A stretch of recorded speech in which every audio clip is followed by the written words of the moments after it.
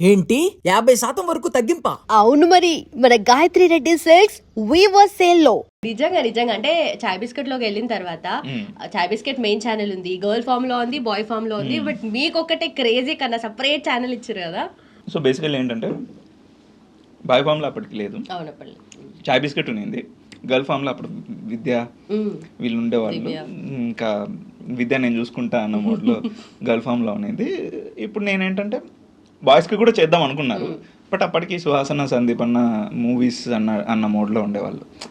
So okay, ఇప్పుడు నేను చేయాలి, సో నేనే చేస్తున్నాను కాబట్టి కొంచెం నా పేరు మీద వెళ్ళిపోదాం అన్నట్లు అందరం ఫిక్స్ అయ్యాం అన్నమాట.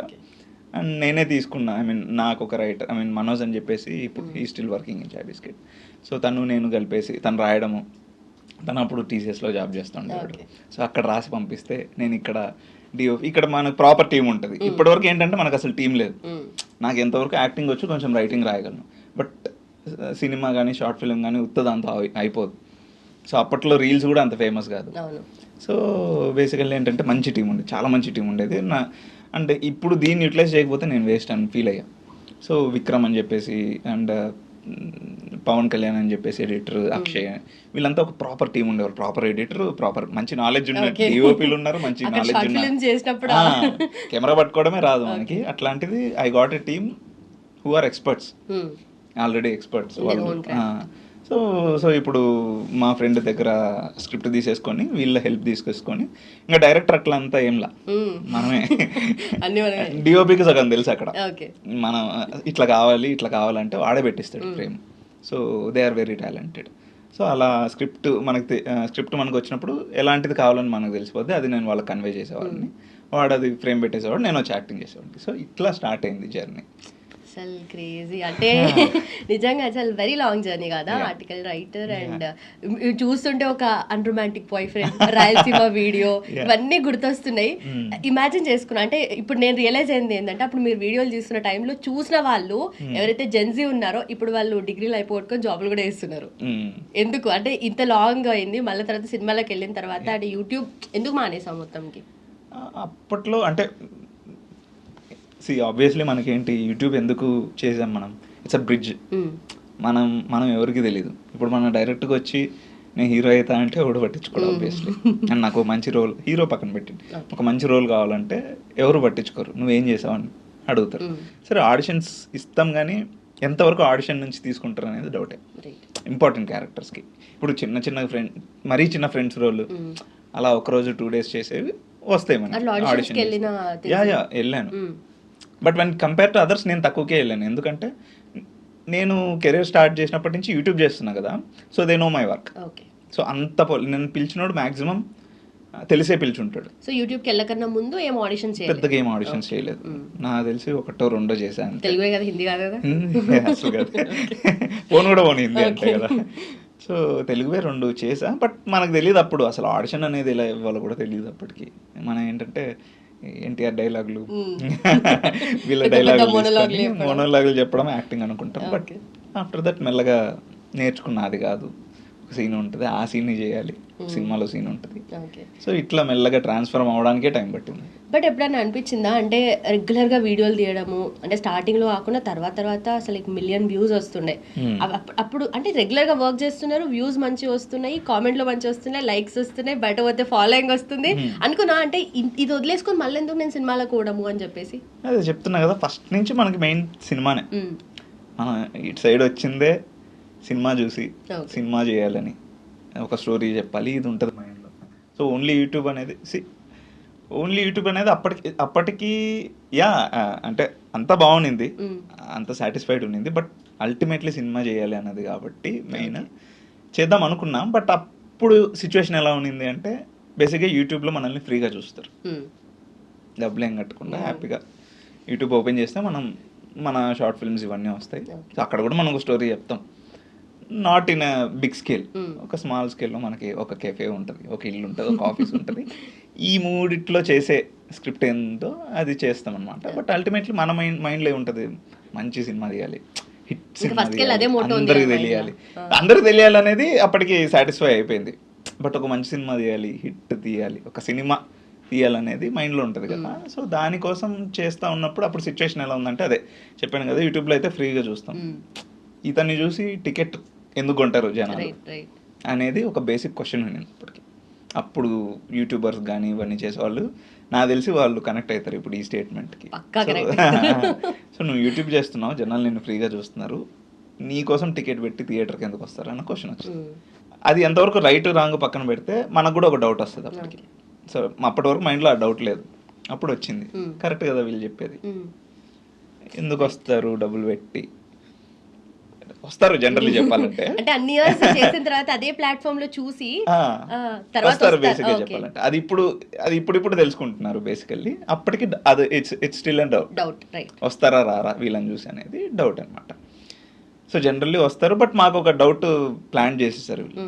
ఇప్పుడు నేను ఎట్లా ప్రూవ్ చేసుకోవాలి, ఆల్రెడీ చేసేసాం 2 years చేసేసాము, అందరికి తెలుసు వీడు ఒక యూట్యూబర్ పలానా ఛానల్లో చేస్తూ ఉంటాడని చెప్పేసి వాడు అందరికీ తెలుసు. ఇప్పుడు నేను ఆ ట్యాగ్ నుంచి బయటకు వచ్చి ఎట్లా చేయలేను.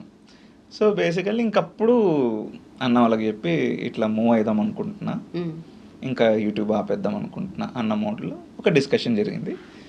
దే అండర్స్టూడ్, ఓకే ఇది సిచ్యువేషన్ ఇట్లా మరి ఏంటి అనేది చాలా వేగ్ ఉన్నింది, ఒక ప్రాపర్ ప్లాన్ అంటూ లేదు అప్పటికి. ఇంకా అన్న వాళ్ళు కూడా అడిగారు, ఓకే బయటకు పోయి ఏం చేస్తావు అంత రాదు కదా వెంటనే అన్నట్లు అన్నారు. బట్ స్టిల్ ఆ ధైర్యం ఒకటి ఉండేది, ఏదో ఒకటి చేసి క్రాక్ చేస్తాంలే అన్న ఒక ధైర్యం ఉండేది. So idea is to plan is to disconnect from people and start again. Okay కొంచెం గ్యాప్ తీసుకొని రిఫ్రెష్ వీడు ఒక యూట్యూబర్ అన్నది మర్చిపోయి మళ్ళీ ఒక ఫ్రెష్గా యాక్టర్ లాగా చూడాలనుకున్నప్పుడు బేసికల్ ఏంటంటే ఇది ఒక ట్రాన్సిషన్ ఫేజ్.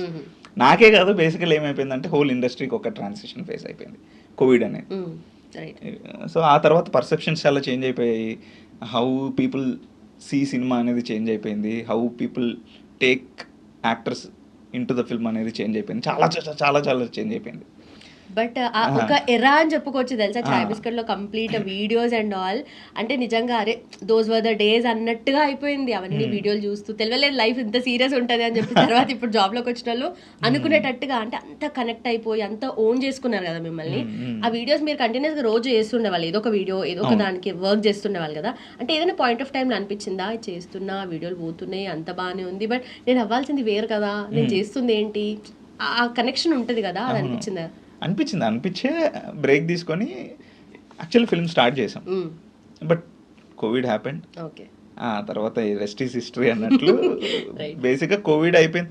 జనరల్లీ కోవిడ్ వచ్చిన ఒక 2-3 years ఏంటి బతకాలి చాలు మనం, ఒక 2-3 years పోకుండా ఉండాలి, ఆ తర్వాత ఏమైనా చేసుకోవచ్చు అన్న మోడ్లో నేను.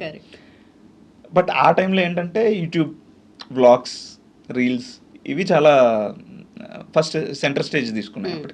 అప్పటికి ఏంటంటే ఓన్లీ యూట్యూబ్, సినిమా కాదు అంటే యూట్యూబ్లో బాగా వీడియోస్ చూసేవాళ్ళు, ఇంకా టీవీ యూట్యూబ్ సినిమా ఇంతే, ఈ 3 ఉండేది. బట్ ఇప్పుడు సో మెనీ థింగ్స్ ఉన్నాయి. వ్లాగ్స్ యూట్యూబ్లోనే చూసుకుంటే మేము ఒక స్టోరీ చెప్పేవాళ్ళం అప్పుడు, ఇప్పుడు అది కాదు, more of a non scripted type అయిపోయింది. Vlogs, get ready with me, so ఇలా బోల్డ్ వచ్చేసాయి యూట్యూబ్లో. అప్పుడు యూట్యూబ్లో ఏంటి షార్ట్ ఫిల్మ్స్, స్కెచెస్, ఇంతే. స్కెచెస్ కూడా ఒక షార్ట్ ఫిల్మే. సో ఇంతే ఉండేది యూట్యూబ్లో, అంటే ఇవి ఉంటాయి అని ఉండేది, ఇంటర్వ్యూస్ ఉండేవి జనరల్లీ. సో అలా కాకుండా ఇప్పుడు ఇన్ని వచ్చేసరికి చాలా కన్ఫ్యూజన్ వచ్చేసింది నాకైతే. Very confused, I was very confused. Covid అయిపోయిన వెంటనే ఓకే ఇంకా కోవిడ్ అనేది రాదు, మొత్తం సెట్ అయిపోయింది, సరే గ్యాప్ కూడా వచ్చేసింది, మనల్ని యూట్యూబర్ అని ఆల్మోస్ట్ మర్చిపోయారు, ఇప్పుడు మనం స్టార్ట్ చేయాలి కదా అనుకుంటే ఆ టైంకి ఏమైందంటే యూట్యూబర్స్, యూట్యూబ్లో మంచి ఫాలోయింగ్ ఉన్నోళ్ళు, ఇన్స్టాగ్రామ్లో మంచి ఫాలోయింగ్ ఉన్నోళ్ళు వాళ్ళకి డిమాండ్ ఎక్కువ అయిపోయింది. ఇదేం టార్చర్ రా, మనం ఏమనుకున్నా అవ్వం ఏంటి, మనం ఏమనుకున్నా ఆపోజిట్గా అయిపోద్ది ఏంటి అని చెప్పేసి అనుకున్నాం. బట్ యా ఒక మూవీ ఇప్పటికీ ఆ డిమాండ్ ఉంది డెఫినెట్లీ. ఇప్పుడు క్రేజీ కన్నా స్క్రీన్ మీద కనిపిస్తుండే అంటే వేరే లెవెల్, అదే మూవీస్ లో కనిపిస్తుంటే అరే ఇన్ని రోజులు ఏమైపోయింది ఇప్పుడు సినిమా చేస్తున్నాడు, ఆ కనెక్షన్ మళ్ళీ ఉంటుంది. యా మెసేజెస్ అయితే వస్తున్నాయి. ఇప్పుడు సినిమా రిలీజ్ అయిపోయిన తర్వాత అయిపోయిందేమో, నువ్వు ఆపేసామో అనుకున్నాము యాక్టింగ్, బట్ ఓకే దీనికోసమా అని చెప్పేసి they are realizing it and messages వస్తున్నాయి, మంచి అప్లాజే వస్తుంది ఇప్పటికైతే. రైట్. సో క్రేజీ కన్నా అయితే మిస్ అయ్యారు కానీ కొండలను మాత్రం అస్సలు మిస్ కాలే. అసలు ఇక్కడ ఎవ్రీ ఇయర్ పిచ్చా ఫన్ వీడియోస్, క్రేజీ వీడియోస్ అవన్నీ. అయితే దానిలో డైలాగ్ ఉంటుంది కదా మన కొండలన్న డైలాగ్, అది చెప్తావా? కాన్ఫిడెన్స్ పక్కా అది కావాలా? Okay, get that mood. Okay, నా కాన్ఫిడెన్స్ నా టీమ్, ఓవర్ కాన్ఫిడెన్స్ నా స్కీమ్. మై నేమ్ ఈస్ కొండల Nagesh and I do what I do. So బేసిక్గా ఏంటంటే 2018లో చాలా బాగా చేసాము. ఎస్ఆర్హెచ్ఎం అనే సిరీస్ 2018లో చాలా బాగా చేసాము. అండ్ మేమేమనుకుంటే అది జరిగేది, మేము ఇట్లా ప్రొడిక్షన్ అనుకుంటే అది జరిగేది. సో మేము ఇది ఎలా పెట్టుకున్నామంటే ఇంకా చాలా పెద్ద టీం ఉండేది. సో నేను, ఉదయ్ అని చెప్పేసి, మనోజ్ అని చెప్పేసి, తారక్, అభినయ్, ఇలా ఒక చాలా మంచి టీం ఉండేది అనమాట. సో మేమేంటంటే ఆ రోజు ఖచ్చితంగా ఎస్ఆర్హెచ్ గెలుస్తుంది అన్న రోజు ఈ డైలాగ్ పెడతాం. ఒక ఇంట్యూషన్ ఉంటుంది కదా, అది ఉన్న రోజు ఇది చెప్పేవాళ్ళం. ఇది చెప్పినప్పుడు గెలిచేది. అది మాకు తెలీదు, ఏదో గట్ ఫీలింగ్తో వెళ్ళిపోయేవాళ్ళం. అది అలా ఫేమస్ అయింది మనం. చెప్పిన రోజు ఖచ్చితంగా విన్ అవుతుందని ఖచ్చితంగా ఇది ఒకరోజు చెప్పామన్నమాట. ఆ స్క్రిప్ట్ ఫ్లోలో ఉండదు. సో ఆ డైలాగ్ చెప్పామన్నమాట. ఆ రోజు ఓడిపోయింది అనుకో, అంతే. ఇంకా నెక్స్ట్ కావాల్సిందే అది అంటారు, ఎలాగోలా దూర్చండి అంటారు. సరే పోన్లే, ఒకసారి దూరిస్తే ఆ రోజు ఓడిపోతే వీళ్ళు బయటకు వచ్చేస్తారు అనుకుంటే, లేదు పెట్టిన రోజు గెలిచేసేవాళ్ళు. ఫస్ట్లో గట్ ఫీలింగ్తో పెట్టేవాళ్ళం. ఆ తర్వాత పెడదాం అడుగుతున్నారు కదా అన్నట్లు పెట్టినా కానీ గెలిచేసేవాళ్ళు. సో ఇంకా అట్లా ఫేమస్ అయిపోయింది అది. ఇప్పటికీ అంటే క్రేజీ కన్నా ఎంత ఉన్నా కానీ కొండలన్నకే, క్రేజీ కన్నా కంటే కొండలన్నకే ఎక్కువ క్రేజ్ ఉంది. అంత అనుకోలేదు అసలు. ఫస్ట్ ఆఫ్ ఆల్ అది స్టార్ట్ చేసింది ఒక నార్మల్ కామెడీ క్యారెక్టర్ లాగా స్టార్ట్ చేసింది అనమాట. ఒక కామెడీ క్యారెక్టర్ లాగా స్టార్ట్ చేసింది, వాళ్ళు చాలా సీరియస్గా తీసుకున్నారు. మెల్లగా మేము సీరియస్ తీసుకోవాల్సి వచ్చింది అది. సో ఎవ్రీ ఇయర్ యూట్యూబ్ వదిలేసిన, క్రేజీ కన్నా అనే ఛానల్ వదిలేయడం అంటే వీడియోస్ చేయడం ఆపేసిన, ఐపీఎల్ టైంలో ఖచ్చితంగా ఆ వీడియోస్, ఎస్ఆర్హెచ్ వీడియోస్ చేసేవాళ్ళం అనమాట. ఎలాగోలా ఆ టైంకి ఖాళీ అయిపోయి ఆ టైంకి చేసేవాళ్ళం. అండ్ ఆ డిమాండ్ కూడా అలా ఉండేది. రైట్. సో మూవీస్ అంటే ఎంత ప్యాషన్, క్రికెట్ అంటే కూడా అంత ఇష్టం కాబట్టి అట్లీస్ట్ ఇన్ అ వే ఇది ఇట్లా ఫుల్ఫిల్ అవుతుంది అనుకోవచ్చా? అట్లా అనిపించిందా? క్రికెట్, సినిమా అండ్ చాయ్ చెప్పాలంటే. సో ఈ మూడు లేకుండా నేను బతకలేను. సో అలా క్రికెట్ని కూడా ఎప్పటికైనా క్రికెట్ని సినిమాని కలపడం నాకు చాలా, ఐ మీన్ ఇది ఒక మంచి స్పేస్ అనిపిస్తుంది నాకు ఎప్పుడు. సినిమా అంటే నాట్ ఓన్లీ సినిమా, ఇట్లా కంటెంట్. ఇప్పుడు సినిమా అంటే కంటెంట్, క్రికెట్ కంటెంట్ ఈ రెండు కలపడం అనేది ఎప్పటికీ నాకు ఇంట్రెస్టే. సో ఎలాగూ ఇట్ హ్యాస్ డిమాండ్ కాబట్టి, అండ్ ఆల్రెడీ చేసాం కాబట్టి, సపరేట్ సెక్షన్ ఆఫ్ ఆడియన్స్ ఉన్నారు కాబట్టి అలా కంటిన్యూ చేసుకుంటూ వచ్చా ఎవ్రీ ఇయర్. యూట్యూబ్ ఆపేసినా యూట్యూబ్లో అది చేయడం మాత్రం ఎవ్రీ ఇయర్ చేసేవాడిని ఐపీఎల్. రైట్.